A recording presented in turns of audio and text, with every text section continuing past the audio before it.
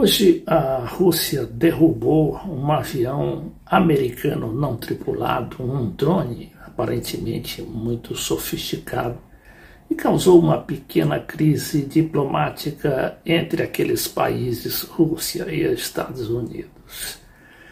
Mas o importante aí não é propriamente o que está acontecendo ali nas proximidades ou na própria guerra da Ucrânia, mas principalmente pelo potencial que essa guerra poderá representar no realinhamento do mundo ou da nova ordem mundial.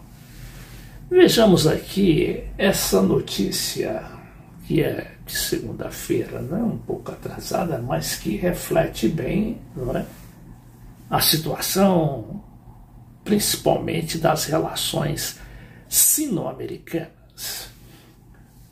Aqui diz que Xi Jinping, que é o presidente reeleito pela terceira vez da China, planeja viajar à Rússia na semana que vem.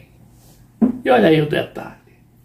Visita ocorre mais cedo do que o esperado e deve ser classificada como um apoio de Pequim a Moscou na guerra com a Ucrânia.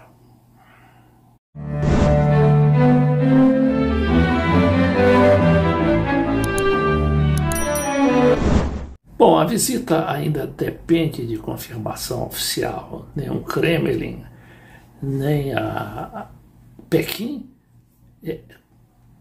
se pronunciou sobre a data, porque já estava mais ou menos acertada essa viagem do presidente Xi Jinping, sobretudo depois da visita do alto comissário das Relações Exteriores, que foi justamente a Moscou no dia em que se completava o primeiro ano da guerra da Ucrânia. Vejamos aqui o que diz esse material da Veja, revista Veja brasileira, com telegramas, com informes das agências internacionais, principalmente da Reuters, que é a autora dessa matéria originalmente, que diz que o presidente da China, Xi Jinping, planeja visitar a Rússia já na próxima semana, segundo uma investigação da agência de notícias Reuters, divulgada nesta segunda-feira, dia 13. O líder chinês acaba de assegurar um inédito terceiro mandato, tornando-se o mais poderoso chefe de Estado do país desde Mao Tse-tung, e colocou ambições militares como prioridade para os próximos 5 anos de governo. E aqui vem a implicação dessa visita de Xi Jinping. Uma visita de Xi Jinping na próxima semana é considerada mais cedo do que esperado. O presidente russo, Vladimir Putin, que já convidou publicamente o colega chinês para ir a Moscou, sem especificar a data, provavelmente retratará isso, o fato, como uma demonstração de apoio à Rússia na guerra contra a Ucrânia. A gente sabe das responsabilidades e das injunções que a China tem em relação, principalmente, à sua expectativa de se tornar um poder mundial. Eles não querem confrontar os Estados Unidos. O que ocorre, porém, é que as recentes provocações, que assim considera a China, dos Estados Unidos, obrigaram a China a sair daquela posição mais ambígua, mais panos quentes, colocando ali sempre panos quentes para evitar que a situação se agrave e partir para uma linguagem assim mais confrontacionistas. Eles alegam principalmente o que consideram provocações, as sanções, vieram muitas sanções aí, limitando e proibindo e praticamente manietando a China em fazer negócios com a Europa. e mais ainda do que isso, é o armamento, o Departamento de Defesa dos Estados Unidos, o tradicional Pentágono, armando a ilha de Taiwan, que a China considera uma ilha rebelde, mas que pertence originalmente ao continente chinês, no caso o país China, né, a China continental, e que até é respeitado, né, de forma oficial pelos Estados Unidos no dia que escolheu reconhecer apenas Pequim e não mais Taiwan, que tem a capital Formosa, a ilha de Formosa. Então, as fontes consultadas pelas Reuters, pela agência Reuters, sobre o assunto, não quiseram ser identificadas devido à sensibilidade do assunto. Nem o Ministério das Relações Exteriores da China, nem o Kremlin confirmaram a visita. Mas eu peguei aqui um outro artigo,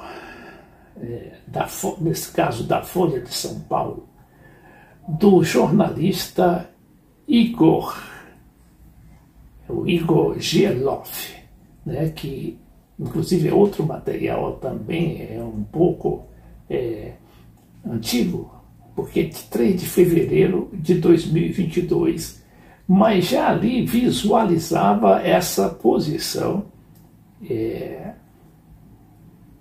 atual, né, do mundo, esse tipo de política de confrontação, nem que seja uma confrontação aberta, mas que não deixa de ser confrontação.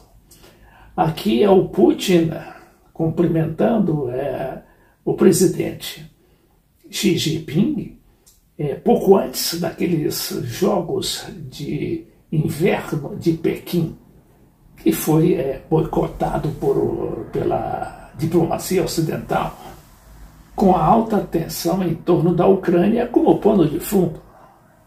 Aqui, nessa época, o Putin não tinha ainda intervindo na Ucrânia, mandado os seus soldados para a Ucrânia. Putin e Xi Jinping trocarão afagos depois de terem defendido em fórum virtual uma união contra o Ocidente. Veja bem. Não é algo que surgiu do nada, diz Igor, o jornalista da Folha. Basta ler qualquer discurso de Putin a partir da fala do russo em Munique em 2007. Olha aí, 2007. O Putin, como a gente sabia, integrava aquele clube que se chamava G8 e que, por causa da expulsão branca, no caso, né, do Putin do grupo, ficou apenas o G7, que é constituído das maiores nações, das nações do Ocidente mais ricas, e que lá estão Estados Unidos, Canadá, Reino Unido, Inglaterra, né, França, eu já falei Canadá, e tem mais outros 2 países que eu não me recordo agora. Bom, então o Putin, a partir ele fez um discurso na reunião daquele G8 em 2007. Então o discurso marcou o fim das tentativas do próprio Putin de acomodação com o Ocidente e a OTAN, seu braço armado, né? A Organização do Tratado do Atlântico Norte, ou as intervenções cada vez mais assertivas de Xi no poder desde 2012, acusando Washington de romper o concerto multilateral do pós-guerra em favor de sua agenda, né? A agenda do Ocidente, a agenda dos Estados Unidos e a agenda da Europa. Do ponto de vista de racionalidade política, os dois estão certos, diz o jornalista Igor Gielov. Toda a agenda internacional após a derrota da União Soviética na Guerra Fria em 1991 baseou-se na dinâmica dos interesses americanos, por extensão, nem sempre harmônica de seus aliados. Aí ele diz que o Washington subestimou por muito tempo dois fatores. Vejam lá quais são. O mais importante, a ascensão chinesa, que ironicamente nasceu de uma iniciativa conjunta sino-americana contra os soviéticos. Se eu não recordo mal,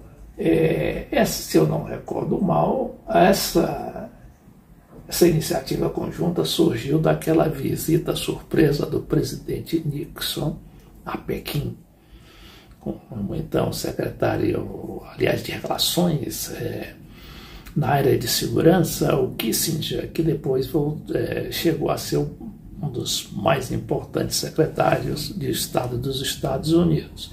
E lá eles selaram um acordo que praticamente superava, um acordo que escanteava a Rússia como poder mundial, e o que não era bem assim, porque a Rússia tinha aquelas armas atômicas e nucleares, que até hoje são respeitadas e do ponto de vista de dissuasão em termos de guerra mundial.